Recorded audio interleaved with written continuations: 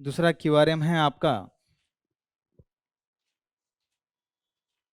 राज्य व्यवस्था की आधारभूत संकल्पनाएं, आधारभूत अवधारणा। इस पे सवाल एक दो प्रीलिम्स में बड़ा आ रहा है।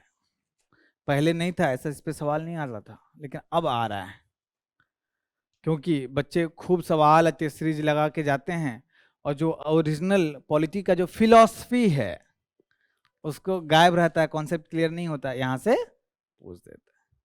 जैसे कि इसको रिवीजन कराने के पहले चलिए आपको सवाल दिखा देते हैं ताकि आपको पढ़ने में भी मजा आए। देखिए 2023 का सवाल है।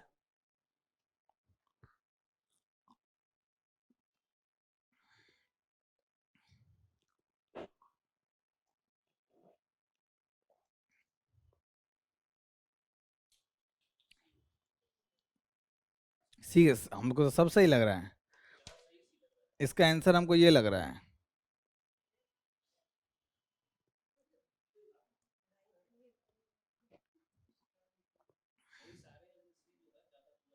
इसका आंसर हमको यही लग रहा है, सब एक जैसा ही है ना? तो आप बताइए कि इसका आंसर कितने लोग बोल रहे हैं सी? और कोई ऑप्शन है कौन सा?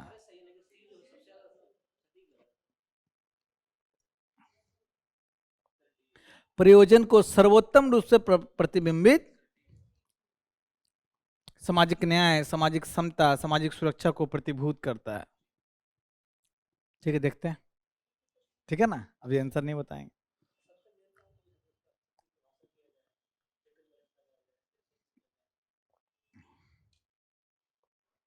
आप बताइए सी।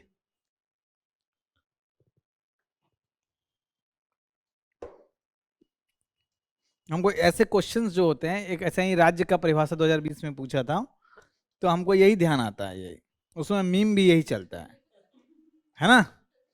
अब बेचारा छात्र भी क्या करे, सब एक जैसा है। अब ऋषि सुनक ही अब ड्रेस पहन के बॉलिंग करने आ जाए, कौन किसको मालूम चलेगा? तो हम लोग क्यूआरएम पे आते हैं। इसमें आधारभूत जो कॉन्सेप्ट हैं कुछ,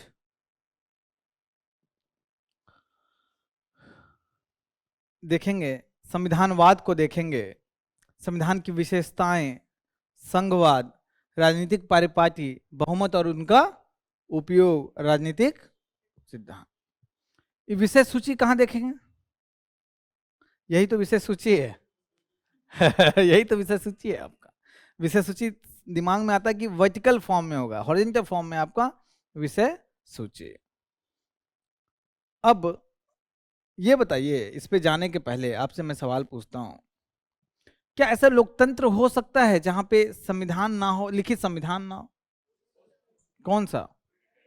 उसके अलावा? अरे लिखित क्या बात कर, उसके अलावा सब यूके यूके ही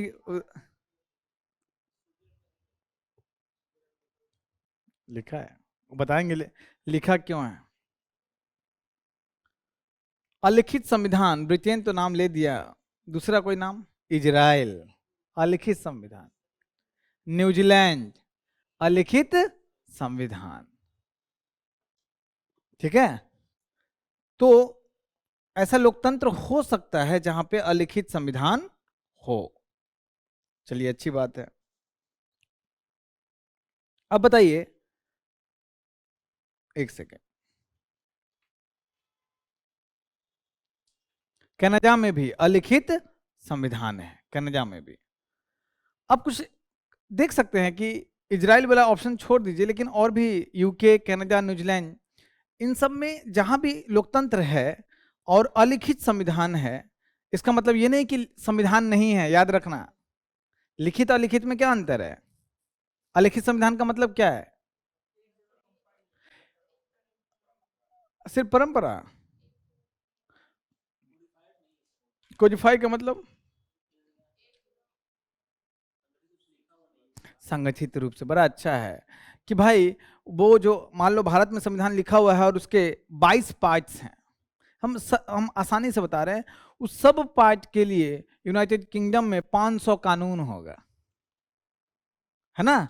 अब उसको देखना है कि भाई केंद्र और स्थानीय निकाय के बीच जो शक्ति का कैसे बंटवारा है, ये फलाना कानून देखो, फलाना कानून देख रहा है। ऐसा नहीं कि विधि नहीं है, कानून नहीं है, लेकिन वो कोडिफाई नहीं है, वो आर्टिकल 1 2 3 4 करके एक जगह कोडिफाई करके एक बुक या 2 बुक में नहीं संहिताबद्ध है, लेकिन संविधान है। संविधानवाद क्या होता है? संविधानवाद कॉन्स्टिट्यूशनलिज्म बोलते हैं उसको, कोई बताएगा? आगे वही सब चीज है। संविधान और संविधानवाद क्या होता है? संविधानवाद संविधान के, हाँ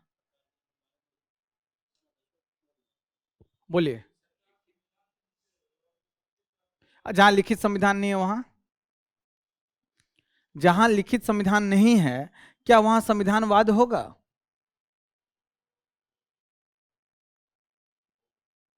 कैसे होगा बताइए? जहां लिखित संविधान नहीं है तो संविधानवाद कैसे हो जाएगा? जब संविधान ही है तो संविधानवाद कैसे होगा? आ जाओ भाई, कहां पे है? हम्म,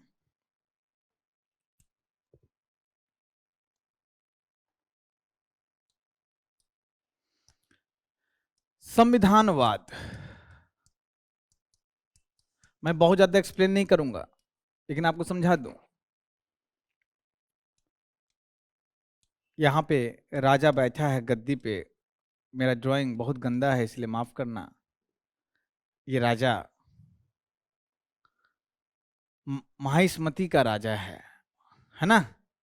माहिष्मति का राजा है।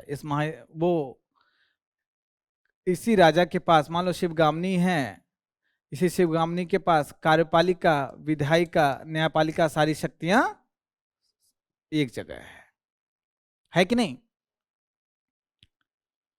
और पूरा शिवगामिनी का साम्राज्य है, हर जगह इसका चलता है और बोलती है सीधे चिल्ला चिल्ला कि मेरा वचन ही है शासन।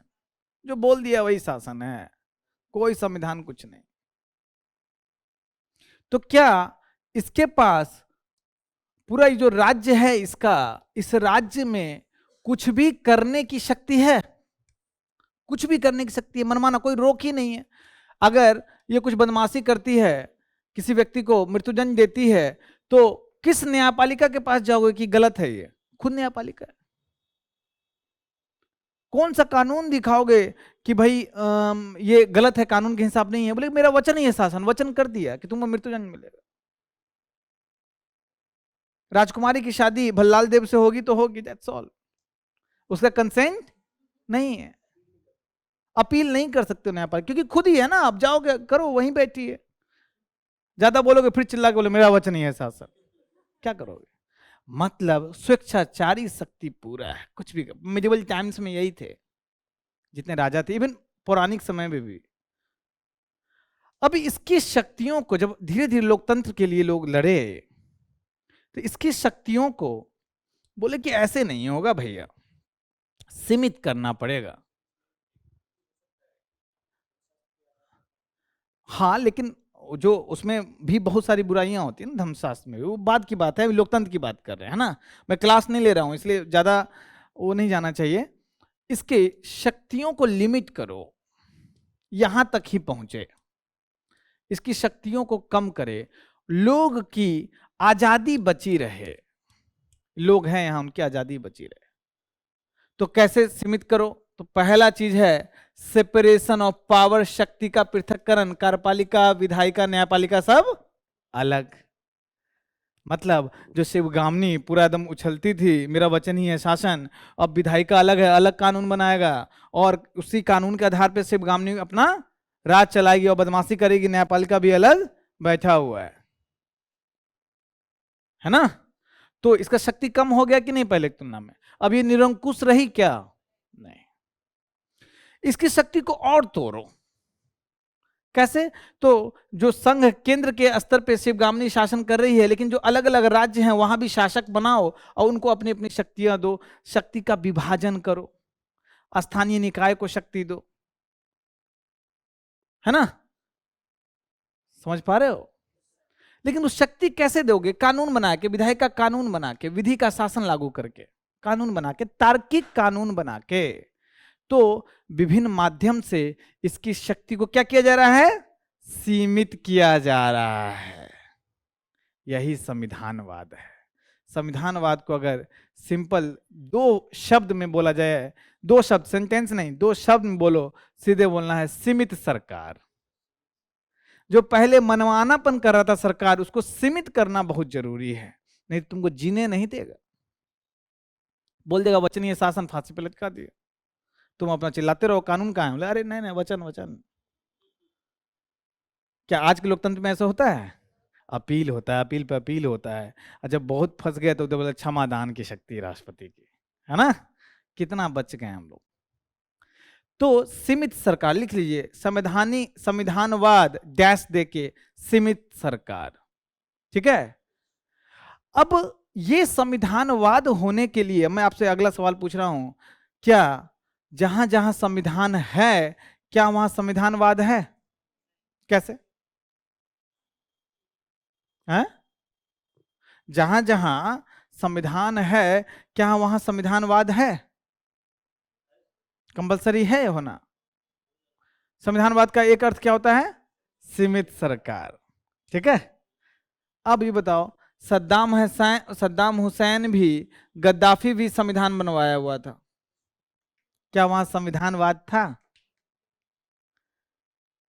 जरूरी नहीं है कि संविधान लिखित हो तो आपके यहां संविधानवाद हो, जरूरी नहीं। संविधान में वो संशोधन करा के और सारा शक्ति वापस ले लिया, तो संविधान भले ही संविधान है, उसी जो संविधान में लिखित माध्यम था उसी से संशोधन कराया, लेकिन संविधानवाद की फिलॉसफी बची क्या? सीमित सरकार बची क्या? नहीं, उसके पास सारा पावर है। फिर बोलने लगा मेरा वचनीय शासन। समझ पा रहे हैं आप? संविधानवाद मतलब सीमित सरकार। क्या ये जरूरी है कि जहां लिखित संविधान है वहीं पे संविधानवाद है? जैसे ब्रिटेन, लिखित संविधान नहीं है लेकिन संविधानवाद है कि नहीं? मजे में है, लोगों को बहुत राइट्स है, वहां पे सरकार के मनमानापन कर देगी? नहीं, खूब ह्यूमन राइट्स है, खूब फंडामेंटल राइट्स है वहां पे। न्यूजीलैंड में खूब, कनाडा में खूब। तो ये आप अंतर समझ पाए हैं कि नहीं? संविधान होने मात्र से ही संविधानवाद नहीं होता है। इसलिए डॉक्टर अंबेडकर बोले थे, कितना भी अच्छा संविधान बना दो, अगर संविधान लागू करने वाले अच्छे लोग नहीं हैं तो संविधान को चेंज करके गंदा बना देंगे, संविधानवाद कहां बचेगा? इसलिए संविधान बना रहे, इसलिए लगातार संघर्ष करने की आवश्यकता होती रहती है, संविधानवाद बना रहे, है ना? तो यही, और जो सरकार संविधानवाद को फॉलो करती है वही संवैधानिक सरकार कहलाती है। संवैधानिक सरकार होने के लिए लिखित संविधान होना आवश्यक नहीं है, जो संविधानवाद को फॉलो करती है वही क्या है? संवैधानिक सरकार है। जरा पढ़िए,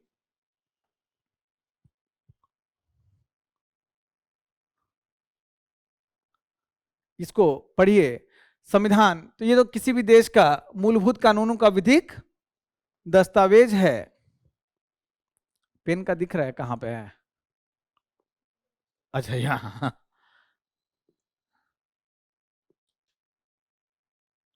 विधिक दस्तावेज होता है, इसे एक सर्वोच्च कानून का दर्जा प्राप्त होता है। संविधान एक कानून है जो सर्वोच्च है, उसी कानून के आधार पर सारे कानून बनते हैं।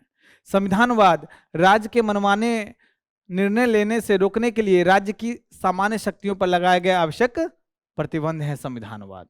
संवैधानिक नैतिकता, मेंस में सवाल पूछा था, जो आपको संविधान में दिए गए नैतिकता हैं, जैसे अनुच्छेद 17 में क्या है? अस्पृश्यता का अंत। आप अस्पृश्यता कर रहे हैं किसी के साथ, संवैधानिक नैतिकता के पक्ष में है वो? नहीं। महिलाओं का सम्मान करना संविधान में लिखा हुआ है, मौलिक कर्तव्य में, है कि नहीं? शोषण के विरुद्ध अधिकार सिर्फ राज्य के खिलाफ है, आपके खिलाफ भी है। मालूम चला आपके अपने घर में एक बच्चे को नौकर की तरह काम करवा रहे हैं, सब संवैधानिक नैतिकता के खिलाफ है। विधि के शासन की अवधारणा एवी डाइसी का पढ़ा होगा फाउंडेशन बैच में आपने, विधि का शासन सुना है ना। याद रखो, एक चीज ध्यान रखो, रूल ऑफ लॉ, लोकतंत्र के लिए रूल ऑफ लॉ सबसे इंपॉर्टेंट है। जहां रूल ऑफ लॉ है वहां पे संविधानवाद है, वहां पे सीमित सरकार है, और वहीं पे लोकतंत्र है। लोकतंत्र मतलब जनता का शासन। रूल ऑफ लॉ, इसमें रूल ऑफ लॉ में क्या है, तीन जो उसका पार्ट इसमें थोड़ा अलग तरीके से दिया हुआ है। ऐसे इन जनरल जो आप लोगों को क्लास में लिखाया गया है, विधि के समक्ष समता होना चाहिए, इक्वलिटी बिफोर द लॉ होना चाहिए। उसके अलावा कानून की सर्वोच्चता है ना, और दूसरा तीसरा क्या है बताइए, विधि भावना का प्रभुत्व। ठीक है, तो वो ध्यान रखना है प्रीलिम्स में, अगर ऐसे कम चांस है लेकिन पूछ भी सकता है। रूल ऑफ लॉ का मतलब है कानून के ऊपर कोई नहीं, विधि के समक्ष समता होना चाहिए, किसी को भी विशेषाधिकार नहीं होना चाहिए। शिवगामिनी है तो उसमें बोलती है ना कि भाई लेके आओ कि इसको क्या सजा दे, इसको बाहुबली को, तो बोलते हैं राज परिवार का जो व्यक्ति है वो ये जुर्म करे तो उसको राजमहल से बाहर निकालते हैं, लेकिन अगर राज परिवार का नहीं होता तो उसको मृत्युदंड मिलता है। तो विशेषाधिकार प्राप्त वर्ग हो गया कि नहीं?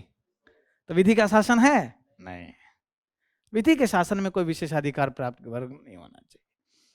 तो जो शिवगामिनी के पावर को यही विधि तो सीमित कर रहा है, कानून बना के शक्ति का पृथक्करण कर दिए, भले ही कानून संविधान हो। ठीक है, उसके बाद उच्चतम न्यायालय ने भी संविधानवाद में सीधे कहा है कि तानाशाही के बजाय विधि के शासन पर आधारित है ना। इसके तहत जो व्यक्तिनिष्ठ स्पष्टीकरण का कोई स्थान नहीं है, एकदम ऑब्जेक्टिव हो जाता है हर चीज। जहां पे कोई चीज व्यक्तिनिष्ठ होता है वहां पे मनमानापन, विवेकाधीन शक्ति मिल जाती है उसको कानून को उसी तरीके से व्याख्या करने की। व्यक्तिनिष्ठ का मतलब व्यक्ति अपने अनुसार कानून का व्याख्या कर लेगा, तब तो कुछ भी कर लेगा।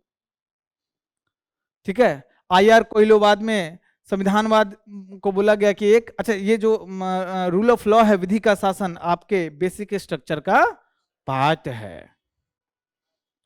अब आते हैं, ये जो क्वेश्चन मैंने पूछा था, संविधान का मुख्य काम क्या है? सारा काम है, सारा इसका सही आंसर है, लेकिन पूछा है सर्वोत्तम रूप से प्रतिबिंबित करता है। संविधान सर्वोत्तम रूप से जो आपको प्रतिबिंबित करता है कि सरकार की शक्तियों को सीमित करना, निर्धारित करना कि कितना सीमा तक सरकार की। आपको मैंने सेपरेशन ऑफ पावर बताया, शक्तियों का विभाजन बताया कि सरकार की शक्ति सीमित की जा रही है, और कोई तरीका है सीमित करने का? फंडामेंटल राइट, हमारे संविधान में फंडामेंटल राइट दिए गए हैं कि जो आपको फंडामेंटल राइट, ये फंडामेंटल राइट है, ये पूरा आप एंजॉय कर रहे हो, सरकार इसमें इंटरफेयर, बस थोड़ा छोटा छोटा खिड़की खोल दिया गया है अपवाद जिससे इंटरफेयर कर सकती है, ऐसे इंटरफेयर नहीं, तो सरकार की शक्ति सीमित हो गई। आपको फंडामेंटल राइट का शील्ड लेके हमेशा चल रहे हो आप, है ना? तो समझ में आ रहा है कुछ? तो ये सीमित सरकार की अवधारणा है। तो क्वेश्चन में आंसर क्या होगा? सरकार की शक्तियों को परिभाषित और सीमाबद्ध करना संविधान का मेन काम है। आपका आंसर सही था।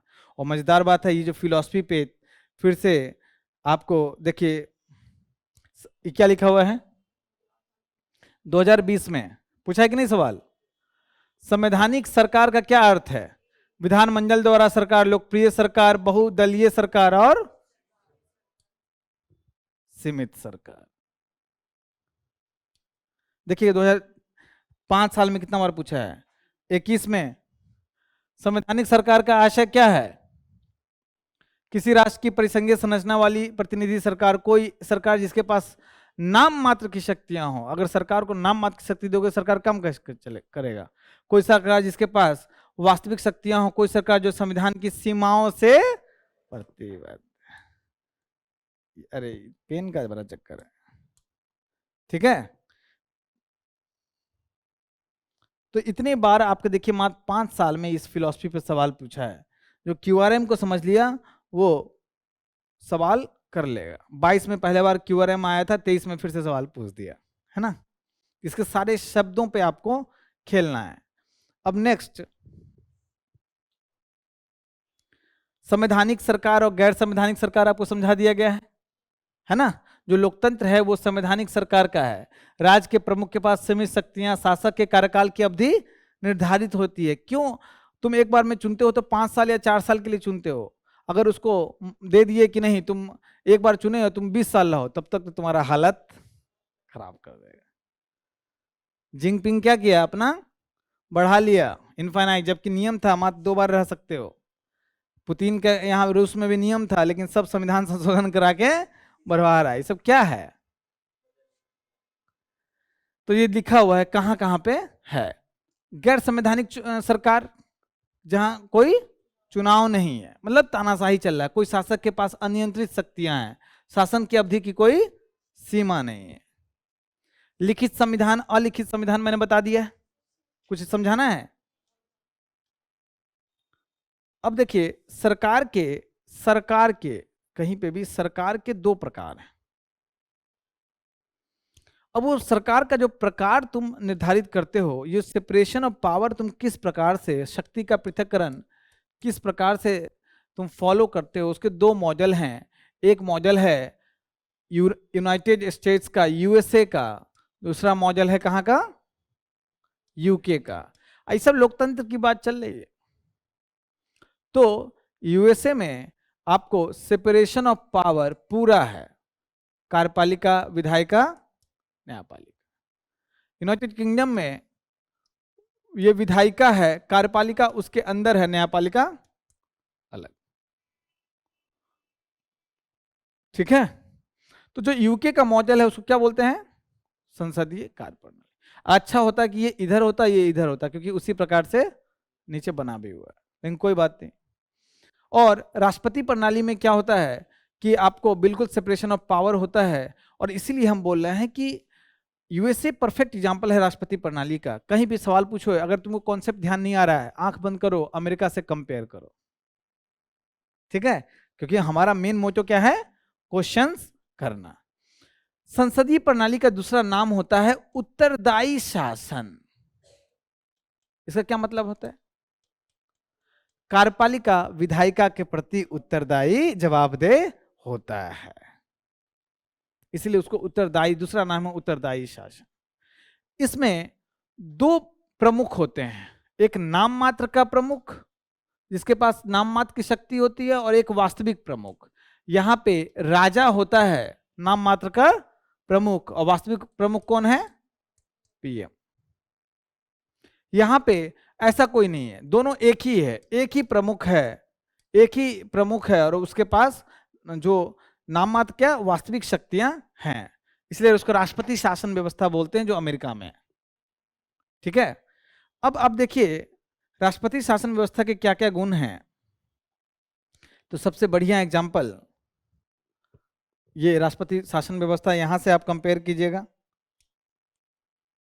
शासन की यूएसए है, एकल कार्यपालिका, वास्तविक और नाममात्र का कोई होता ही नहीं, एकमात्र होता है।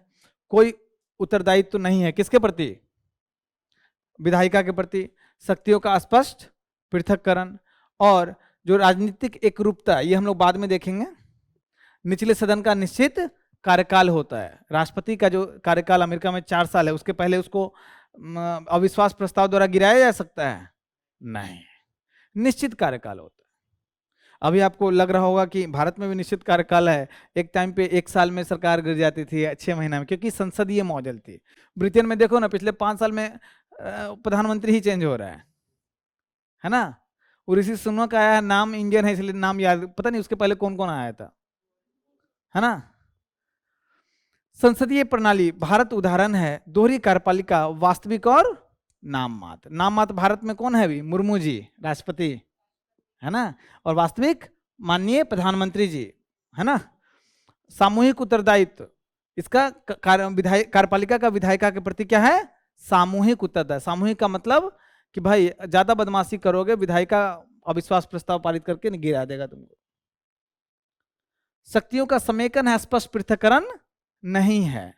राजनीतिक एकरूपता, समय समय पर निचले सदन का विघटन होता है कि नहीं? होता है, हर एक 5 साल पे या उससे पहले भी अगर अविश्वास प्रस्ताव पारित हो जाए। राजनीतिक एकरूपता का क्या मतलब है?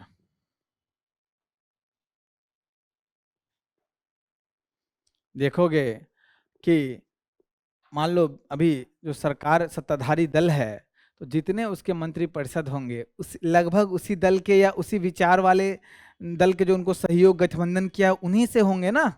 बताइए, राजनीतिक एकरूपता है कि नहीं? तुम देखो कि अभी के जो सत्ताधारी दल में जो ये है कि कांग्रेस के भी कांग्रेस के लोग कांग्रेस पार्टी के हैं लेकिन मंत्री हैं, देखे हो? हाँ, क्या दूसरा डीएमके का व्यक्ति मंत्री है, देखे हो? नहीं। लेकिन यहाँ पे राजनीतिक एकरूपता हो भी सकता है, नहीं भी हो सकता। राष्ट्रपति पर निर्धारित है किसको क्या पोर्टफोलियो मंत्रालय दिया जाए। तो देखोगे कि जब ये बराक ओबामा जीता और किसके खिलाफ जीता था? हेनरी क्लिंटन के। लेकिन जब राष्ट्रपति बनाते हेनरी क्लिंटन को विदेश मंत्री बनाया कि नहीं? राजनीतिक एकरूपता है? नहीं।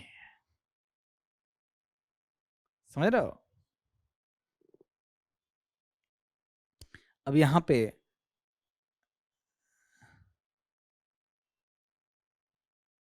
क्या है? संसदीय व्यवस्था वाली सरकार वह होती है, 2020 का सवाल है, संसद के सभी राजनीतिक दलों का सरकार में प्रतिनिधित्व हो, सरकार संसद के प्रति उत्तरदायी होती है और उसके द्वारा हटाई जा सकती है, सरकार लोगों द्वारा निर्वाचित होती है और उसके द्वारा हटाई जा सकती है, सरकार संसद द्वारा चुनी जाती है किंतु निर्धारित समयावधि के पूर्ण होने के पूर्व हटाई नहीं जा सकती। कौन सा आंसर? हाँ, डी, बी कॉमन सेंस है। उस उत्तरदायी, इसका नाम ही है उत्तरदायी सरकार।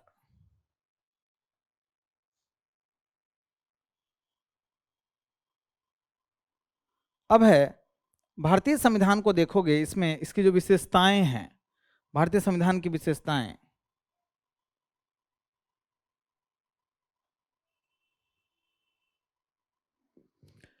सबसे बड़ा लिखित संविधान है ना। अभी 25 क्या है? भाग है, 12 अनुसूचियां, 400 से ज्यादा अनुच्छेद, विभिन्न स्रोत है, कठोरता और लचीलेपन का समन्वय। इसका क्या मतलब है? बहुत सारे प्रावधान इतने कठोर हैं, खासकर अब तो मूलभूत ढांचा आ गया है जिसको नहीं बदल सकते हो। कुछ और कठोर प्रावधान है जिसको बदलना है तो बड़ा कठोर, उसमें आधे से अधिक राज्यों का आपको अनुसमर्थन चाहिए। और बहुत सारा ऐसा प्रावधान है जो बड़ा लचीला है, साधारण बहुमत से केंद्र की ओर झुकाव के साथ संघीय व्यवस्था है ना, इसको भी हम लोग देखेंगे ध्यान से। सरकार की है ना संसदीय संप्रभुता और न्यायिक सर्वोच्चता में समन्वय है। न्यायिक सर्वोच्चता भी है, जो संसद द्वारा बनाए गए कानून को क्या करता है? समीक्षा कर सकता है। मूल अधिकार दिया है राज्य की, ठीक है, फंडामेंटल ड्यूटी, पंथ निरपेक्ष राज्य है, ठीक है, अनुच्छेद 25 से 30 तक। सार्वभौमिक वयस्क मताधिकार, एकल नागरिकता, स्वतंत्र निकाय, सीएजी, यूपीएससी जैसे, यहाँ पे वो भी दे देता, इलेक्शन कमीशन ऑफ इंडिया। आपातकालीन प्रावधान है,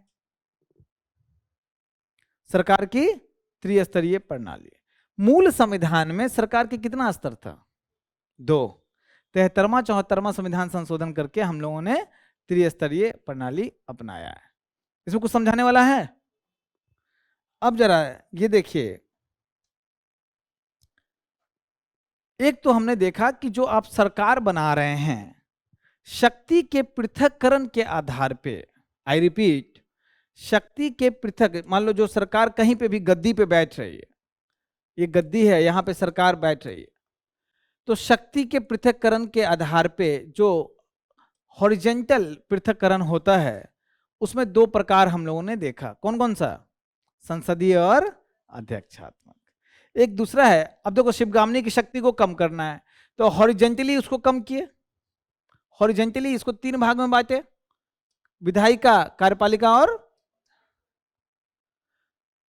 अब शिवगामिनी तब भी बहुत उछल रही है, तो क्या किया? उसकी शक्ति को पृथक्करण तो किया, अब विभाजित कर रहे हैं। क्या कर रहे हैं?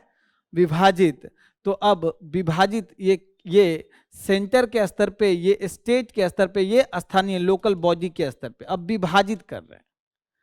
तो जब ऐसा शक्ति का विभाजन हो तो उसको बोलते हैं संघीय राज व्यवस्था, शक्ति का विभाजन। और ये विभाजन हॉरिजॉन्टल होगा या ऊर्ध्वाधर, मतलब वर्टिकल? वर्टिकल है। और शिवगामिनी मानी नहीं कि ना ना ना ना, बल पृथक्करण कर दिया वो ठीक है, लेकिन अब तो रहने दो। तो अगर सेंटर पे ही सारा पावर है, राज्य का भी, स्थानीय निकाय का भी, बस नाम मात्र के लिए, प्रशासन के लिए वहां प्रशासक है, लेकिन शक्ति, उसके बारे में कानून बनाने की शक्ति, टैक्स वसूलने की शक्ति सब शिवगामिनी के पास ही है, तो वो बन जाएगा एकात्मक व्यवस्था। समझ रहे हो बात? तो दो मॉडल हैं, एकात्मक प्रणाली, शासन प्रणाली। इस शासन प्रणाली के तहत केंद्र सरकार अपने अन्य राजनीतिक उप विभागों, अंगों का पूर्ण अधिकार या नियंत्रण होता है। इसका मतलब है जैसे यूनाइटेड किंगडम में है कि वहाँ अलग अलग राज्य हैं, लेकिन वो राज्य को प्रशासन की दृष्टि से बांटा हुआ है, ठीक है, लेकिन उसके जो प्रशासक हैं वहां पे, एक तो राज्य में कोई विधायिका नहीं होगा, सारा कानून कहाँ बनेगा? संसद में। उसके जो प्रशासक हैं वो जैसे आईएएस ऑफिसर होता है ना, वैसे हैं वो, कोई मुख्यमंत्री और ये सब नहीं, उनका अपना कोई शक्ति नहीं। मेरी बात समझ पा रहे हैं? लेकिन संघीय शासन प्रणाली जो है, इसमें कम से कम जो शक्ति है वर्टिकली दो या दो से अधिक स्तर पे विभाजित होगा। भारत में अब त्रिस्तरीय हो गया, और शक्ति का विभाजन का कठोर लिख दिया है कि भाई संघ सूची का विषय ये है, राज्य सूची, यही तो शक्ति का विभाजन है, समवर्ती सूची का ये विषय है। तो क्या सामान्यतः संघ राज्य सूची के विषय पे केंद्र बना लेगा, ये संसद बना लेगी कानून? नहीं, शक्ति का विभाजन है। तो वो कैसा हो जाता है? संघीय शासन व्यवस्था। भारत के संदर्भ में बाद में आएंगे, तो इसमें फिर से आपको दो मॉडल है। यूनाइटेड किंगडम में संसदीय व्यवस्था थी, साथ में कैसी व्यवस्था है? एकात्मक व्यवस्था है। अमेरिका में अध्यक्षात्मक व्यवस्था थी, बताए हैं, और साथ में विभाजन के स्तर पे संघीय व्यवस्था है। संघीय व्यवस्था पे पहले हम लोग आएंगे, उसके बाद एकात्मक को देखेंगे। तो देखो, जो यहां संघीय व्यवस्था बोलते हो उसको हिंदी में दूसरा शब्द बोलते हैं परिसंघीय व्यवस्था, बोलते हैं कि नहीं? उसको इंग्लिश में क्या बोलते हैं?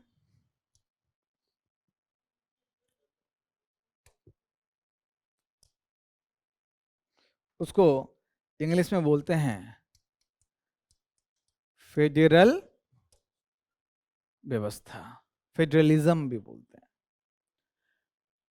फेडरल का हिंदी इंग्लिश का दूसरा शब्द, इसका अर्थ होता है कॉन्ट्रैक्ट। कॉन्ट्रैक्ट, कॉन्ट्रैक्ट का हिंदी का मतलब क्या होता है? समझौता। किसके बीच? बहुत सारे राज्य थे अगल बगल, अमेरिका से समझ जाओ, ज्यादा समझ में आएगा, एग्जाम्पल से ज्यादा समझ में आता है। अब इन सबको एक साथ आना है, एक देश बनाना है, ताकि बहुत सारा खर्चा कम हो जाए, बहुत सारे प्रॉब्लम दूर हो जाए, है ना?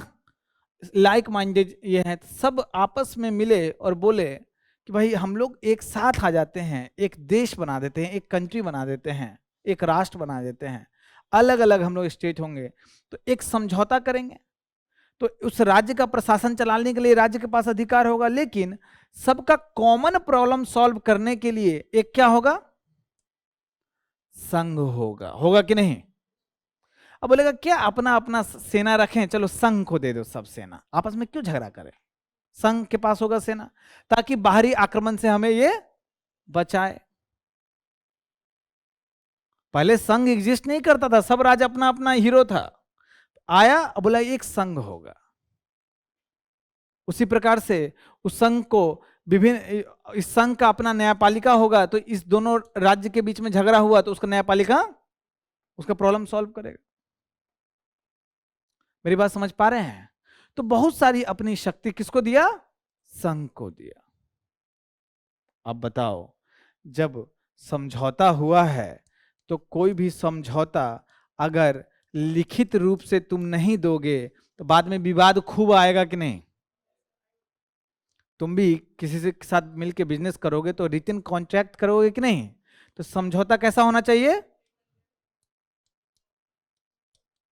लिखित। और यही लिखित संविधान है। लिखित समझौता कॉन्ट्रैक्ट होना चाहिए। तो कहां वो कॉन्ट्रैक्ट बनता है, संविधान। इसलिए संघीय व्यवस्था के लिए लिखित संविधान होना अति आवश्यक है। अगर लिखित, देखो दो चीज है, एक फायर और एक पावर, दोनों का नेचर होता है फैलाने का। अब ये लोग क्या किया, आपस में मिलके शक्ति दे दिया संघ को, बहुत सारी शक्ति। संघ के पास सबसे बड़ी बात है सेना भी है। ज्यादा बदमाशी करोगे, मेरा अधिकार, संघ जाके तुम्हारा लूट लेगा। संघ अपना शक्ति फैलाना चाहता है ना।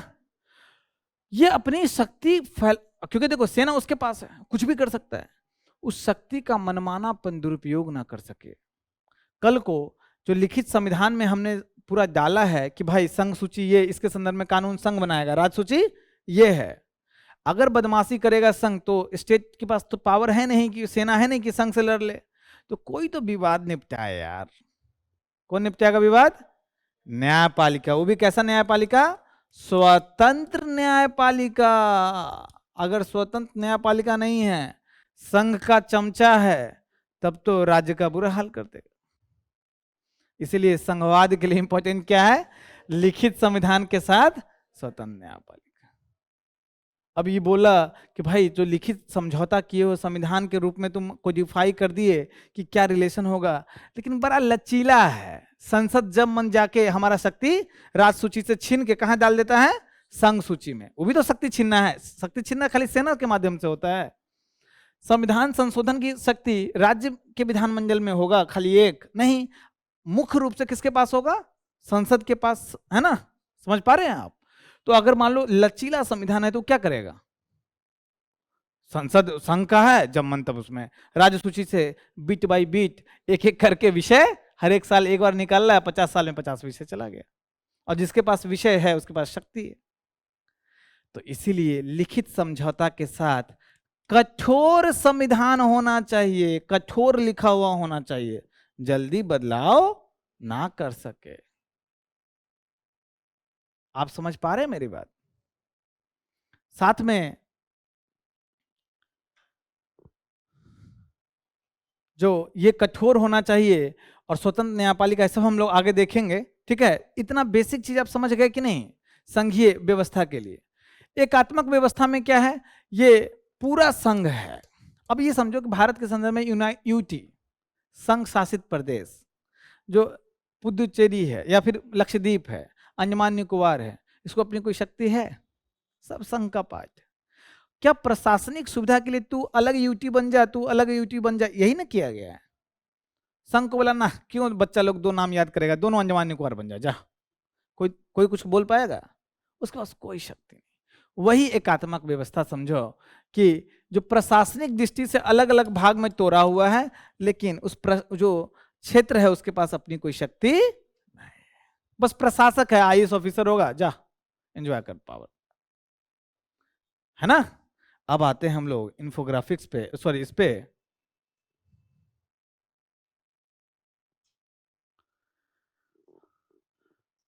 लिखित संविधान संघवाद के लिए इंपॉर्टेंट है कि नहीं बताइए। अगर अलिखित होगा तो क्या करेगा, संसद जब मन, मतलब संघ के पास इतनी शक्ति हो जाएगी, जो मन वो कर ले, सेना है उसके पास।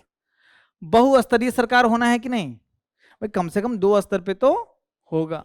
कठोर संविधान चाहिए कि नहीं, स्वतंत्र न्यायपालिका चाहिए कि नहीं, दोहरी राज व्यवस्था, केंद्र के स्तर पे भी राज व्यवस्था, मतलब कार्यपालिका विधायिका न्यायपालिका, राज्य के स्तर पे भी कार्यपालिका विधायिका न्यायपालिका।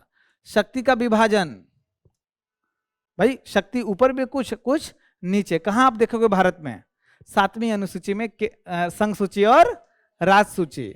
संविधान की प्रधानता, संविधान की सर्वोच्चता होनी चाहिए, है ना। और एक चीज और इंपॉर्टेंट है, द्विसदनीय प्रणाली संघ के स्तर पर, जैसे वहां भी देखोगे हाउस ऑफ पीपल और वहां पे सीनेट और क्या है दूसरा, ये हाउस ऑफ स्टेट्स है ना। तो देखोगे कि जब संघ के स्तर पे भारत में भी लोकसभा और राज्यसभा, राज्यसभा राज्यों का सदन है, लोगों का नहीं है, लोगों का ये है। यूएसए में भी 2 सदन है, कौन कौन, सीनेट और हाउस ऑफ स्टेट्स। अरे समझ रहे हो ना बात, ताकि जो राज्य हैं उनका भी बात वहां पे सुना जाए। द्विसदनीय प्रणाली, जब एकात्मक प्रणाली हो, एकल सरकार, समझ रहे हो ना बात, सरकार एक ही होगी। संविधान लिखित भी हो सकता है, अलिखित भी। यूके में कैसा है, इसमें अलिखित संविधान हो सकता है। तो रिटन कॉन्ट्रैक्ट कहां बनेगा, संविधान क्या है, कॉन्ट्रैक्ट है। शक्ति का कोई स्पष्ट पृथक्करण नहीं होगा। संविधान की प्रधानता हो भी सकती है, नहीं भी हो सकती है। संविधान कठोर या लचीला दोनों हो सकता है। न्यायपालिका स्वतंत्र हो भी सकती है, नहीं भी हो सकती है। विधायिका द्विसदनीय या एक सदनीय कुछ भी हो सकता है। यूके में वैसे द्विसदनीय है विधायिका। मेन आपको ये याद करना। संघवाद क्या होता है समझ में आया। देखो बड़ा टफ है क्यूआरएम में समझाना, इतना कम समय में समझाना बड़ा टफ है। मुझे भी स्पीड पकड़ना है, 4 क्यूआरएम आज समाप्त करना है, लेकिन जितना हो सकता है मैं आपको, क्योंकि प्रीलिम्स में सवाल पूछ रहा है।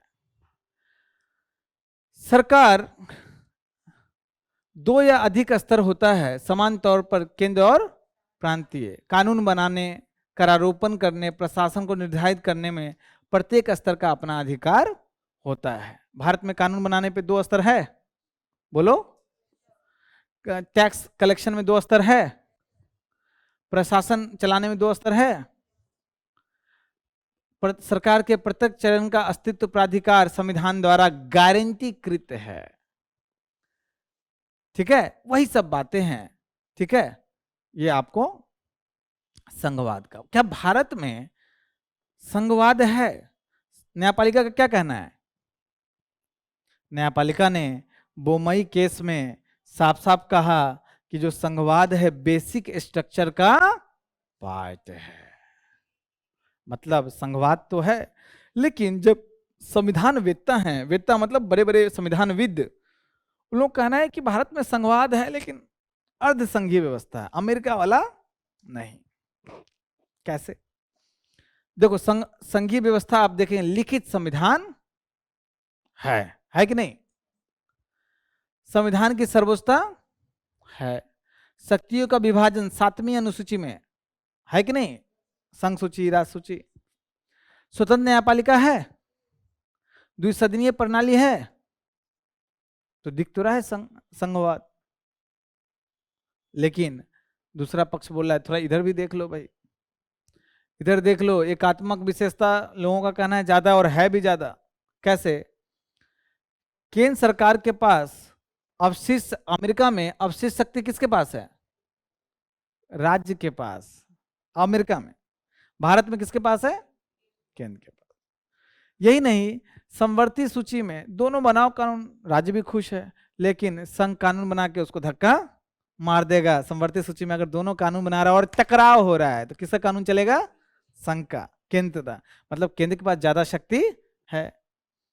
ऐसा कोई भी चीज आपसे प्रीलिम्स से पूछा जाए, कौन संघवाद के पक्ष में जाएगा, प्रतिपक्ष में जाएगा, याद रखना ऐसा कोई भी चीज जो संघ को शक्ति ज्यादा दे रहा है वो संघवाद के खिलाफ है। ऐसा कोई भी चीज जो राज्य को तुलनात्मक रूप से ज्यादा शक्ति दे रहा है वो संघवाद के पक्ष में। समझ में आ रहा है। अब अवशिष्ट शक्ति किसको ज्यादा शक्ति दे रहा है, केंद्र को। राज्य की मंजूरी के बिना राज्य बहुत चिल्ला रहा है, संघवाद है, संघवाद है, देखो हमको कितना पावर है, साधारण बहुमत से राज्य को ही खत्म कर दिया। जम्मू कश्मीर देखता रह गया, क्या अब संघवाद चिल्ला है, वो यूटी बन गया वो, है ना। क्या अमेरिका में ऐसे तुम राज्य को समाप्त कर दोगे, नहीं। इसलिए अमेरिका में अविनाशी राज्यों का अविनाशी संघ है, राज्य का सीमा तुम परिवर्तन नहीं कर पाओ। एकल नागरिकता, अमेरिका में दोहरी नागरिकता है, राज्यों को भी अपना नागरिकता निर्धारित करने का अधिकार है। भारत में राज्य को है, सिर्फ केंद्र को है। और नागरिकता संबंधी प्रावधान कौन बनाता है? केंद्र बनाता है। तो बताओ किसको ज्यादा शक्ति इससे हो रहा है, केंद्र को या राज्य को? तो ये संघवाद के खिलाफ हो गया। अखिल भारतीय सेवा कैसे है बताओ? IAS, IPS, IFS. आईएफएस मतलब फॉरेन सर्विस, फॉरेस्ट सर्विस। तो ये संघवाद के खिलाफ क्यों है? एक्सेलेंट। केंद्र द्वारा तुम नियुक्ति कर रहे हो कि, और केंद्र ही उसको फाइनल हटा सकता है ना? और राज्य के यहाँ काम कर रहे हो, राज्य में काम करवा रहे हो, इसमें केंद्र को ज्यादा शक्ति है कि राज्य को? संघवाद के खिलाफ। सबसे बड़ा तो ये जो राज्यपाल का पद है, राज्यपाल का पद ब्रिज बनाने के लिए डाला गया, लेकिन एजेंट की तरह काम करता है। क्यों राज्यपाल का पद संघवाद के खिलाफ क्यों जाता है?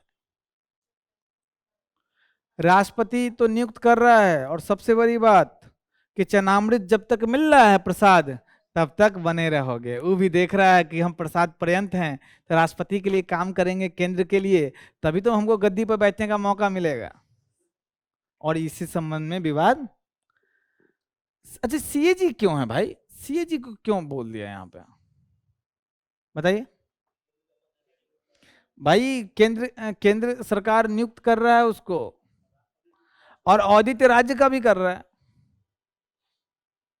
अभी बताओ, ये इलेक्शन कमीशन ऑफ इंडिया का जो पद, जो संस्था है, संघवाद के पक्ष में है या खिलाफ है?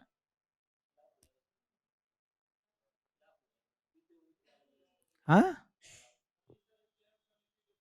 अरे चयन छोड़ो, अजय कॉन्सेप्ट किसका किसका चुनाव कराता है वो?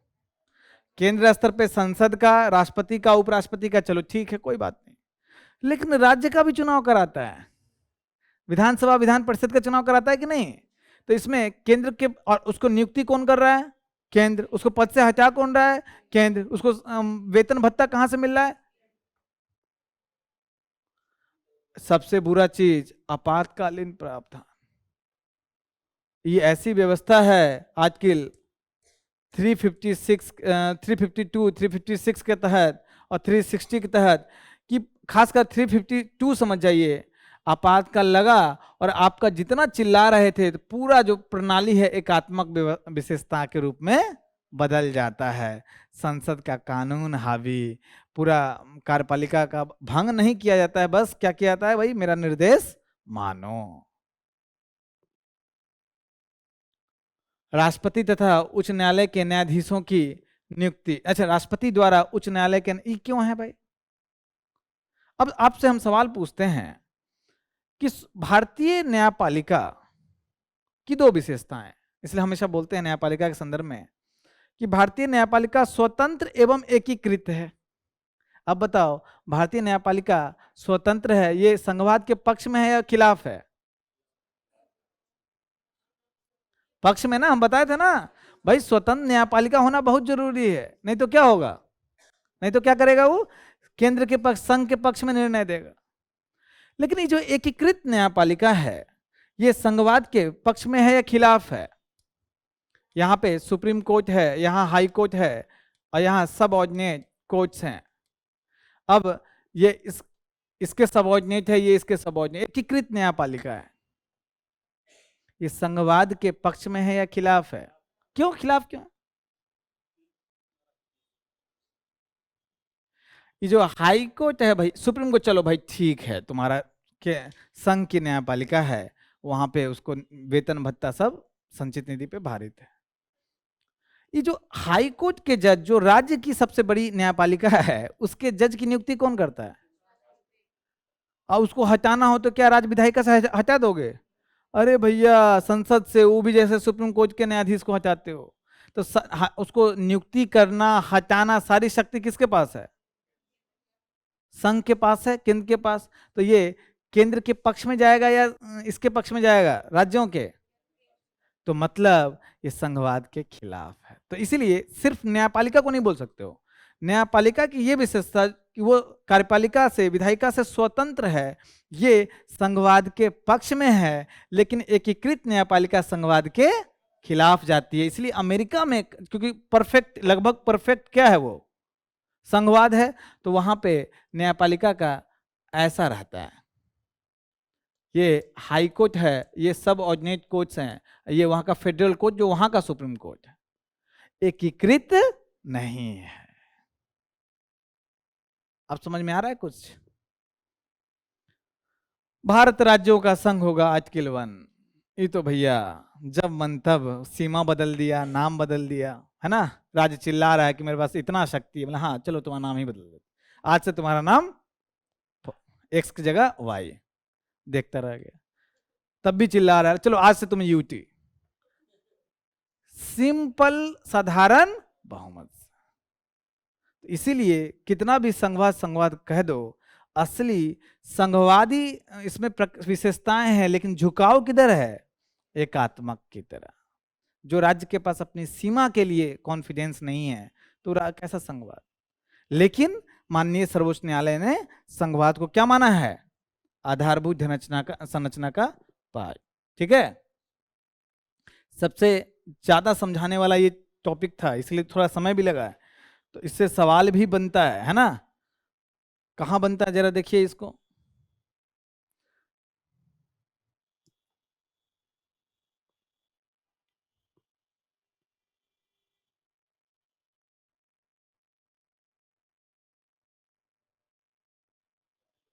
कौन सा?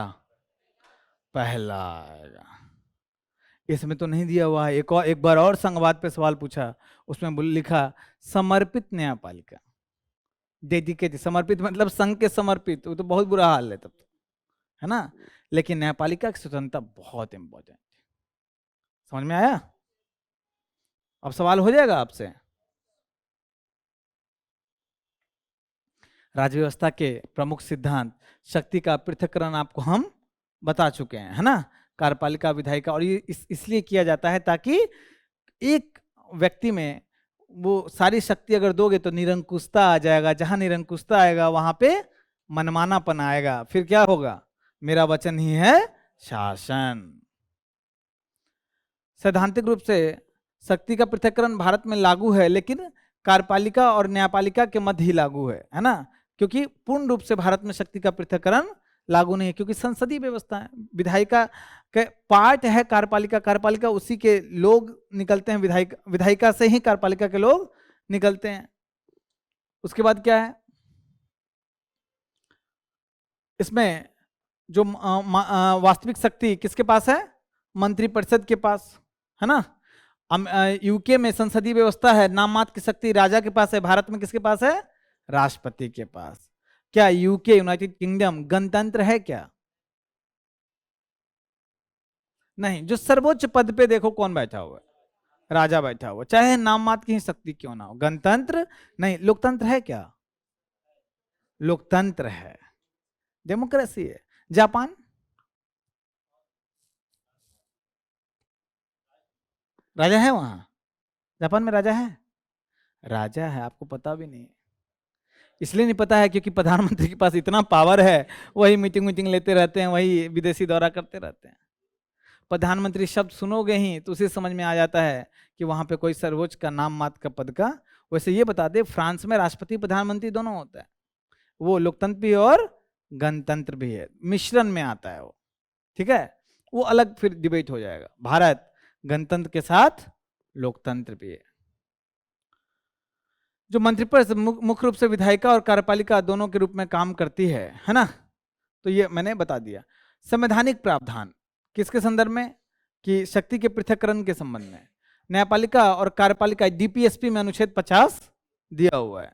अनुच्छेद 121 से 122 में क्या दिया हुआ है? कि जो न्यायाधीश हैं उनके जो आचरण के संबंध में विधायिका में चर्चा नहीं कर सकते हैं जब तक कि उनको पद से हटाने का कोई ये प्रस्ताव ना हो। अनुच्छेद 361 के तहत जो राष्ट्रपति और जो आपका ये हैं राज्यपाल जो अपना पद का दायित्व निभाते हैं, तो किसी न्यायालय में उसका जवाबदेह नहीं होंगे। केशवानंद भारती में साफ साफ बोला गया है कि शक्ति का पृथक्करण क्या है? मूल संरचना का पार्ट है, यही इंपॉर्टेंट है। ठीक है, जो एनजीएससी जो अधिनियम था उसको माननीय सर्वोच्च न्यायालय ने खारिज कर दिया 2014 में, याद होगा आपको। कोलिजियम को रिप्लेस करने की बात थी, है ना। तो उसमें आपको न्यायपालिका ने क्या बोला कि न्यायपालिका की स्वतंत्रता क्या है, बेसिक स्ट्रक्चर का पार्ट है। नियंत्रण और चेक एंड बैलेंस, अब देखो लगभग सारे लोकतंत्र में और भारत में भी चेक एंड बैलेंस का सिद्धांत है, पढ़ाया गया ये चेक एंड बैलेंस, कि भाई भले ही तुम पृथककरण करो लेकिन एक अंग दूसरे को बैलेंस करे। जैसे कार्यपालिका अगर कोई काम कर रहा है और मनमानापन कर रहा है तो तुरंत तुम न्यायपालिका चले जाओ कि देखिए कोई कानून नहीं है, कार्यपालिका अधिसूचना जारी कर दिया कि अब से पढ़ाएगा जो टीचर वो एक ही पैर पे खड़ा होकर पढ़ाएगा, अधिसूचना बिना किसी कानून की अधिसूचना, तब सीधे पहुंच जाओगे कहाँ, आर्टिकल 32 के तहत सर्वोच्च न्यायालय की आर्बिट्रीनेस है, इसमें रैशनैलिटी नहीं है, प्लस इसके पीछे कोई कानून नहीं है। कार्यपालिका वही काम कर सकता है जिसके पीछे कानून है। क्या विधायिका ही कानून लागू कर दिया कि कानून बना के कि भाई अब एक टांग पे खड़ा होकर टीचर पढ़ाएगा, कानून बना दिया, अब बोलेगा विधि का शासन है और विधि को फॉलो करो। हम पहुंच जाएंगे आर्टिकल 32 के तहत कहाँ, न्यायपालिका, और उसमें आर्टिकल 21 का बोलेंगे कि भाई मेरी जो स्वतंत्रता है, शारीरिक स्वतंत्रता बाधित हो रही है ना। और विधि का शासन का मतलब है जो कानून होना चाहिए, विधि होना चाहिए रैशनल, तार्किक होना चाहिए। अगर रैशनल या तार्किक कानून नहीं है तो विधि का शासन नहीं, आगे बढ़ के क्या हो जाता है, विधि द्वारा शासन। और विधि द्वारा शासन बहुत खतरनाक है। विधि ये जो आपको साउथ अफ्रीका में आपको अपार्थाइड चलता था, मतलब नस्ल भेद चलता था, हवा में नहीं, कानून बना के चलता था। कानून था कि इस गली से ये जाएगा, इस गली से ब्लैक्स जाएंगे, एक साथ दोनों, मतलब ब्लैक्स व्हाइट के एरिया में नहीं है, कानून बना के। हिटलर ने जू को जितना प्रोसिक्यूट किया था, यहूदियों को, कानून बना के, हवा में नहीं, संसद से कानून पारित कराया था। तो क्या विधि द्वारा शासन है। तो विधि के शासन में याद रखिए रैशनल कानून, तार्किक कानून होना बड़ा इंपॉर्टेंट है। तो आप विधायिका के खिलाफ न्यायपालिका जा सकते हो, जा सकते हो। अब बताइए न्यायपालिका अगर बदमाशी कोई जज करे, उसका आचरण गड़बड़ है, तो क्या विधायिका उसको पद से हटा सकता है, भले ही कठोर है लेकिन भाई पावर है ना विधायिका के पास, उसकी नियुक्ति राष्ट्रपति करता है, लेकिन वो बाद में शक्ति इतना गेन कर लिया कि खुद अपनी नियुक्ति वास्तविक रूप में कोलिजियम के माध्यम से खुद करता है। इसलिए बोला भी जाता है कि न्यायपालिका की जवाबदेहिता तुलनात्मक रूप से कम है भारत में, आलोचना इसी स्तर पे होती है। लेकिन चेक एंड बैलेंस आप अच्छे से देखोगे, बड़ा जरूरी है ना। बेसिक स्ट्रक्चर डॉक्ट्रिन ये क्या है भाई, केशवानंद भारती केस से आया है ना। और बेसिक बड़ा इंपॉर्टेंट है, लिखिए वेरी वेरी इंपॉर्टेंट, इसलिए कि 50 साल पूरा हुआ है इसका पिछले साल, है ना। और आपके जो PT 365 था उसमें पहला टॉपिक यही है। मूल संरचना का सिद्धांत क्या है बताइए। केशवानंद भारती बाद में माननीय सर्वोच्च न्यायालय ने क्या कहा कि अरे तुमको जहां करना है संशोधन करो, तुम कोई रोक टोक नहीं है, प्रस्तावना में करना है, मौलिक ढांचा में करना है, जहां करना है करो। विधायिका कार्यपालिका बहुत खुश, लेकिन जो संविधान की मूल विशेषता है जिसको मूल ढांचा बोला गया उसमें नहीं करना है। अब उन लोगों बोला कि भाई परिभाषित क्या है मूल ढांचा, बोला बताएंगे समय के साथ। क्या न्यायपालिका ने उसका परिभाषा दे दिया, नहीं दिया है। और यही जहां परिभाषा नहीं है वही न्यायपालिका को बहुत ज्यादा विवेकाधीन शक्ति मिल गई है, न्यायपालिका उसी का यूज करता है। लेकिन हमारे संविधान को बचाने का काम किया है। न्यायपालिका हवा में नहीं बोल देता है कि ये चीज इसका मूल ढांचा का पार्ट है, पूरा सोच समझ के, विचार के, तर्क के साथ, लॉजिक के साथ हमारे संविधान को बचाया। इसलिए माननीय अभी जो सर्वोच्च न्यायालय के माननीय मुख्य न्यायाधीश है, उन्होंने क्या कहा कि बेसिक स्ट्रक्चर जो आपको ध्रुव तारा है, पोलर स्टार है, हमें दिशा देता है, संवैधानिक नैतिकता को बताता है। तो इसमें कौन कौन से मूल ढांचे का पार्ट है वो लिस्ट आपको होगा आपके पास, देख लीजिएगा, है ना। इंपॉर्टेंट है, पंथ निरपेक्षता है, संघवाद है, SR बम्बई केस बड़ा फेमस है, मिनर्वा मिल है ना। तो बेसिक स्ट्रक्चर सब देख लीजिएगा।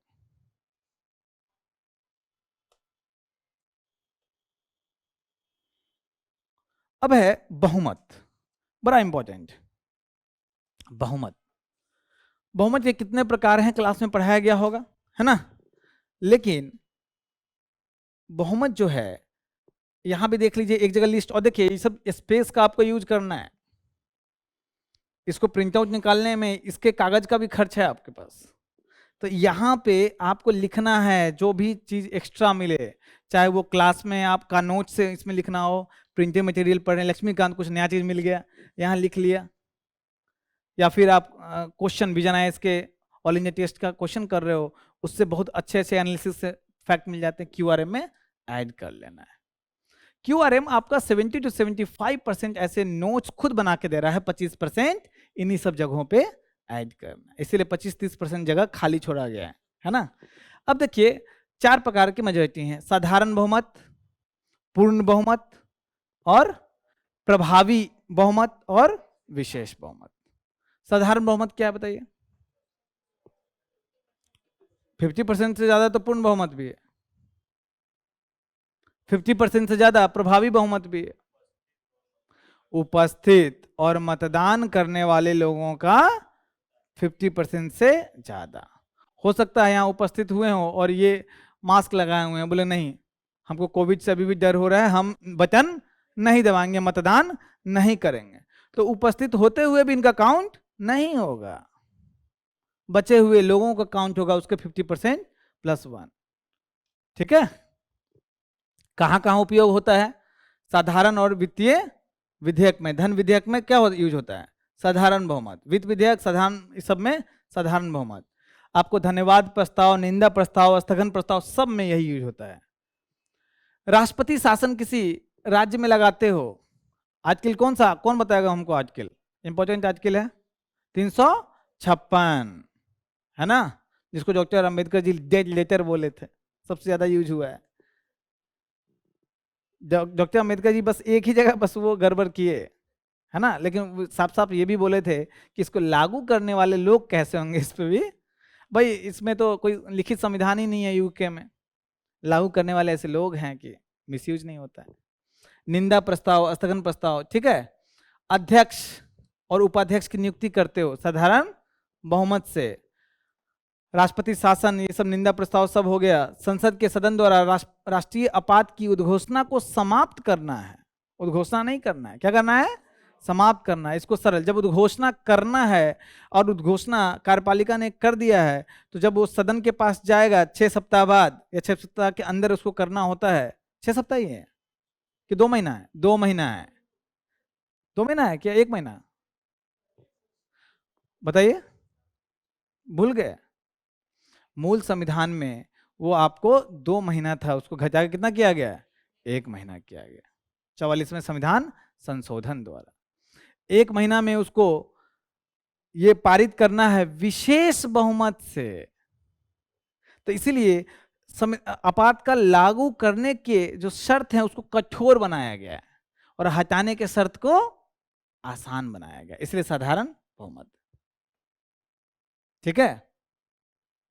संसद द्वारा विशेष बहुमत से पारित संविधान संशोधन का राज्य विधानमंडल जो अनुसमर्थन करता है आर्टिकल 368(2) के तहत, जो विभिन्न राज्यों का, जो 50% से अधिक राज्यों का चाहिए अनुसमर्थन, याद है ना, तो उसमें कैसा चाहिए उसको? साधारण बहुमत। आर्टिकल 3 कहां से होगा? आर्टिकल 3 साधारण बहुमत। ठीक है। विधान परिषद का गठन करना है, संसद कैसे करेगा? साधारण बहुमत। और राज्य की विधायिका विशेष बहुमत से पारित करेगी कि विधान परिषद गठन करो। कुछ समझ में आ रहा है? अब देखो, अब ये 2 नया चीज बता दी, इसमें दिया हुआ नहीं है, तो आप क्या करोगे? इन दोनों फैक्ट को वहां लिखते हो। ठीक है। तो मालूम चलेगा सारे कॉन्सेप्ट यहां आपके आ गए हैं। पूर्ण बहुमत, पूर्ण बहुमत किस लिए यूज होता है? कोई विधेयक को पास नहीं किया जाता है पूर्ण बहुमत के द्वारा। ये जब लोकसभा का गठन होता है तो अपना जो बहुमत सिद्ध करने के लिए, ताकि हम सरकार बना सकें, या फिर राज्य विधानसभा का गठन होता है तो अपना हम सरकार बना सकें, पूर्ण बहुमत की आवश्यकता है। अगर 543 है लोकसभा में तो कितना बोलते हो? मैजिक नंबर 272 बोलते हो ना? ये क्या है? पूर्ण बहुमत है। उस लोकसभा में हो सकता है कि भाई लोकसभा का गठन हुआ और किसी कारण से 4 वृद्ध लोग थे जो सदस्य थे, उनका देहांत हो गया, 2 ने इस्तीफा दे दिया कि हमको नहीं, हमको अच्छा नहीं लग रहा, हमको राज्यसभा में जाना है, हमको मनोनीत हो रहा है वहां से, मान लो, तो क्या रिक्तियां हो जाएंगी? भाई रिक्त हो गया कि नहीं? तो मान लो 10 लोग ने इस्तीफा दे दिया, तो कितने बचे अब? 533। तो अब बहुमत सिद्ध करने के लिए पूर्ण बहुमत कितना चाहिए? किसका 50%? उपस्थित क्या? नहीं, 272 ही चाहिए। चाहे इसी को पूर्ण बहुमत कहते हैं कि सदन की कुल सदस्यता, चाहे कोई इस्तीफा दे, कुछ दे, है ना, सदन की कुल सदस्यता का 50% से एक ज्यादा। नहीं तो सरकार, ये भी ऑप्शन रहेगा, अगर तुम जो बोल रहे हो सरकार के पास ये भी ऑप्शन रहेगा कि बहुमत सिद्ध करना है तो विपक्षी में से 10 लोगों को पैसा दे के इस्तीफा दिलवा दिया, आराम से अपना बहुमत सिद्ध हो जाएगा। लेकिन ऐसा नहीं, कठोर है। अब है प्रभावी बहुमत, जो तुमने कहा इफेक्टिव मेजोरिटी। इसमें क्या है? 10 लोगों ने इस्तीफा दे दिया, अब कितने बचे? 533। 3 लोग मान लो मर गए, अब कितने बचे? 530। तो ये जो 13 है ये कहलाता है रिक्तियां। क्या कहलाता है? रिक्तियां, रिक्त हैं, उनको हटा दो, उनको हटा दो। तो अब बचे 530, इसका 50% प्लस 1 कितना होगा? 2, 6, 5 प्लस 1 कितना हुआ? 266। इसको बोलते हैं प्रभावी बहुमत। पूर्ण बहुमत में कोई ये नहीं करना था, विधेयक के संबंध में प्रावधान नहीं है। 2 ही प्रस्ताव, अविश्वास प्रस्ताव या फिर विश्वास प्रस्ताव। विश्वास प्रस्ताव भी आ चुका है, पता है ना? विश्वास प्रस्ताव सुने हो कि नहीं? हाँ, जब उस समय इमरजेंसी के बाद का सिचुएशन था, अस्थायी सरकार थी, तो सत्ताधारी दल ही विश्वास प्रस्ताव खुद ले आया। अविश्वास प्रस्ताव विपक्ष लाती है, सत्ताधारी खुद ले आया विश्वास प्रस्ताव के, देखो मेरे पास बहुमत है। उस दोनों में उसको सिद्ध क्या करना पड़ेगा? पूर्ण बहुमत। ठीक है, ठीक है, बस 5 में चल जाएगा काज आपका। ठीक है, अब इसमें प्रभावी बहुमत जो है, जो रिक्तियों को हटा दो। अब इस कहां कहां यूज होता है? देखो, जो लोकसभा के अध्यक्ष को हटाना है तो प्रभावी बहुमत चाहिए, उपाध्यक्ष को हटाना है प्रभावी बहुमत चाहिए, उपसभापति को, किसके उपसभापति? राज्यसभा के, तो कौन सा चाहिए? प्रभावी बहुमत चाहिए। इस सभापति को कैसे हटाओगे? सभापति कौन हुए? उपराष्ट्रपति। इनका एग्जाम्पल क्यों नहीं लिखा हुआ है यहाँ? उपराष्ट्रपति, उनको हटाना है तो कौन सा बहुमत चाहिए उनको? यहां लिखा होना चाहिए ना प्रभावी बहुमत। चाहिए तो प्रभावी बहुमत, लेकिन उसमें इसलिए बगल में लिख लो, राज्यसभा में चाहिए प्रभावी बहुमत, इफेक्टिव मेजोरिटी, और लोकसभा में चाहिए क्या? Simple majority. ठीक है, लोकसभा में क्यों भाई? दोनों से मिलके चुन के आए हैं, चुनने में लोकसभा पार्टिसिपेट कर रहा था, याद है ना? उपराष्ट्रपति का जो निर्वाचक मंडल था उसमें लोकसभा भी है कि नहीं? तो आप प्रभावी बहुमत समझ गए। ठीक है, अब आता है हीरो, अपना विशेष बहुमत। देखो याद रखो, ऊपर जितना भी है, साधारण बहुमत, पूर्ण बहुमत, प्रभावी बहुमत, सब कंडीशन कुछ भी हो, लेकिन ग्रेटर देन 50% है कि नहीं? बताओ। अब है विशेष बहुमत, कुछ भी हो क्राइटेरिया, लेकिन ग्रेटर देन 2/3। ठीक है, तो विशेष बहुमत का एक क्या प्रकार है भाई? उपस्थित और मतदान करने वाले का 2/3 से अधिक। आर्टिकल 249 क्या है? आर्टिकल 249 कि भाई राज्यसभा परमिशन देती है उसके माध्यम से लोकसभा को और मतलब संसद को कि राज्य सूची के विषय पे कानून तुम बना सकते हो। सुने हो कि नहीं? आर्टिकल 312 क्या है?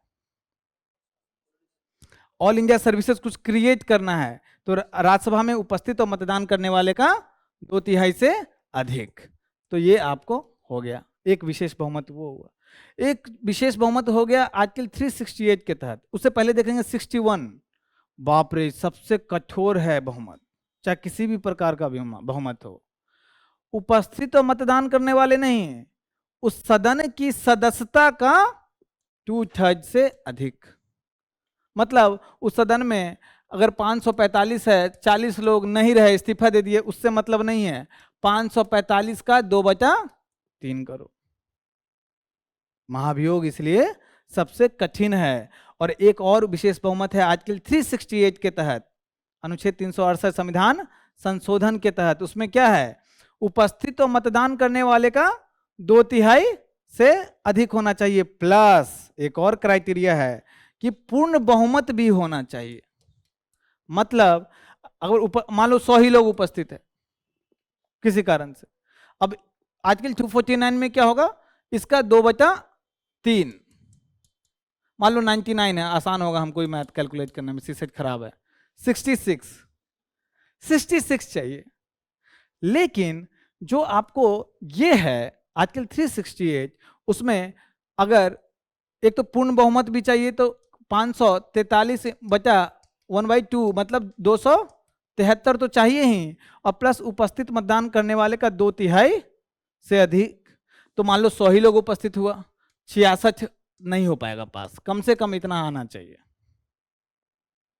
देखो कॉन्सेप्ट नहीं क्लियर है तो घर जाके क्लियर करो, ठीक है? और दूसरा है 368 के तहत, दूसरा क्या है? अच्छा, इसके 368 के तहत क्या होता है कि भाई सीएजी, एक संविधान संशोधन करना है, फंडामेंटल राइट, ये सब सीएजी को हटाना है, सुप्रीम कोर्ट के जज को हटाना है, हाई कोर्ट के जज को हटाना है, सब आर्टिकल 368 वाला बहुमत चाहिए, विशेष बहुमत। एक और विशेष बहुमत है आर्टिकल 368 के तहत, ऐसे आपके संविधान संशोधन जो राज्यों के हित को भी प्रभावित करते हैं, संघीय प्रकृति के हों, तो ये तो पहला क्राइटेरिया चाहिए ही, उपस्थित और मतदान करने वाला का 2/3 से अधिक प्लस पूर्ण बहुमत प्लस 50% से अधिक राज्यों की अनुमति। ठीक है? राजनीतिक सिद्धांत, लिबर्टी क्या है, फ्रीडम क्या है, गणतंत्र क्या है, ये सब आपको देखना है। ठीक है? अधिकार क्या है, सामाजिक न्याय क्या है। तो अभी हम लोग 5 मिनट का ब्रेक ले रहे हैं, थोड़ा सा हम भी बता देंगे, बट आपको खुद से भी अच्छे से पढ़ना है, सवाल यहां से भी पूछा जाता है। ठीक है? चलिए, वेलकम बैक। समझ में आ रहा है आप लोगों को?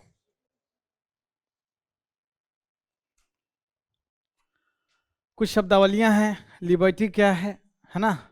इस पे भी सवाल आ चुका है, लिबर्टी क्या है।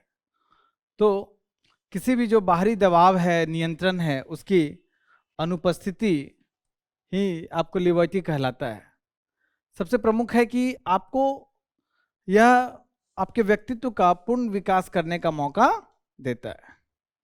ठीक है? लिबर्टी कानूनी पक्ष में ज्यादा सुनने को मिलता है। अच्छा, बहुत बार जो फ्रीडम, आजादी, लिबर्टी, सबको आपको साथ में यूज किया जाता है। ठीक है? गणतंत्र क्या है? गणतंत्र जैसा मैंने बोला कि भाई जो सर्वोच्च पद है, पहली बात तो जो सर्वोच्च पद है वहां पे कौन होगा? चुना हुआ व्यक्ति होगा। साथ में ये बताओ कि ये भी कंडीशन है कि जो संप्रभुता है वो किसके हाथ में होगी?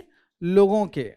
तो बहुत बार लोग कंफ्यूज हो जाते हैं, जैसे चाइना है, वहां चुना हुआ व्यक्ति गणतंत्र है, लेकिन एक्चुअली गणतंत्र नहीं है, क्योंकि जो संप्रभुता है लोगों के हाथ में नहीं है, एक पार्टी के हाथ में है ना? तो गणतंत्र नहीं है। समता क्या है? कि कोई भी विशेषाधिकार प्राप्त वर्ग ना हो, विधि के समक्ष समानता की बात हो। संप्रभु क्या है? देश अपने आंतरिक और बाह्य मामले में निर्णय लेने में स्वतंत्र हो। ठीक है? लोकतांत्रिक समाजवाद, जिसमें सार्वजनिक और निजी क्षेत्र दोनों का मिश्रण हो, अर्थव्यवस्था में सहअस्तित्व हो। पंथ निरपेक्ष राज्य का कोई अपना एक धर्म ना हो, है ना, सबसे इंपॉर्टेंट चीज है। इस मामले में हम पश्चिमी देशों से समान हैं, जैसे फ्रांस से एग्जांपल लेंगे, लेकिन वहां नकारात्मक पंथ निरपेक्षता है, हमारे यहाँ सकारात्मक। वहां अलगाव की बात है धर्म से, हमारे यहाँ समान दूरी की बात है, सभी धर्म से समान दूरी हो। लोकतंत्र क्या है कि लोगों के हाथ में सर्वोच्च शक्ति हो। संसदीय लोकतंत्र बता चुके हैं, ठीक है ना, कार्यपालिका विधायिका के प्रति उत्तरदायी हो। नारीवादी क्या है कि भाई, अच्छा नारीवादी पुरुष नहीं हो सकते हैं क्या? दोनों हो सकते हैं। नारीवादी एक सोच है जिसमें तहत भाई ये माना जाता है कि मूल रूप से स्त्री पुरुष में कोई विभेद नहीं है, समाज ने बनाया है विभेद, प्रकृति कोई विभेद नहीं करता है ना, और उसको समानता लाने का स्त्री पुरुष के स्तर पे प्रयास करता है, नारीवाद है। सामाजिक न्याय क्या है? ये एक सामाजिक और राजनीतिक दर्शन है जिसमें सिविल या आपराधिक कानून, आर्थिक मांग आपूर्ति, उससे इंपॉर्टेंट ये है कि जो वंचित वर्ग है उसके न्याय की बात करता है, सामाजिक न्याय। अधिकार क्या है? आपको जो स्वतंत्रता, जो अधिकार, जो राइट्स दिए गए हैं ताकि आप अपना व्यक्तित्व का विकास कर सके, वो अधिकार है। वो अधिकार मानवाधिकार हो सकता है, वो अधिकार आपके संवैधानिक अधिकार हो सकते हैं, वो अधिकार प्राकृतिक अधिकार हो सकते हैं, वो अधिकार आपको मौलिक अधिकार हो सकते हैं। ये बताओ क्या ऐसा कोई संवैधानिक अधिकार है जो मौलिक अधिकार नहीं है? 300 क्या है?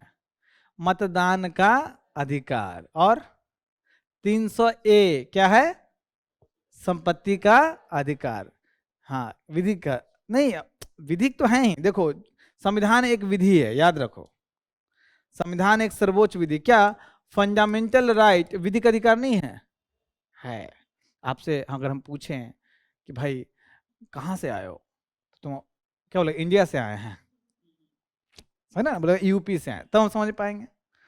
तो देखो, ये जो है विधि का, ये विधि का लीगल राइट्स हैं, LR, उसके अंदर कॉन्स्टिट्यूशनल राइट्स है, उसके अंदर फंडामेंटल राइट है।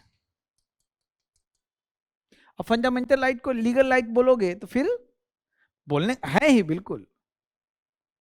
अगर आपसे पूछे अमेरिका जाओ कहाँ से आओ, तो ब्रह्मांड से आए, तो नहीं, हम लोग ब्रह्मांड के पास हैं, लेकिन समझ रहे बात, तो ये है। और इस सब के ऊपर मानवाधिकार होता है इन जनरल। कुछ मानवाधिकार लीगल राइट नहीं है, लेकिन इन जनरल की बात कर रहे हैं, ठीक है। तो आपका ये QRM भी समाप्त होता है। देखते हैं और कोई सवाल है क्या? नहीं।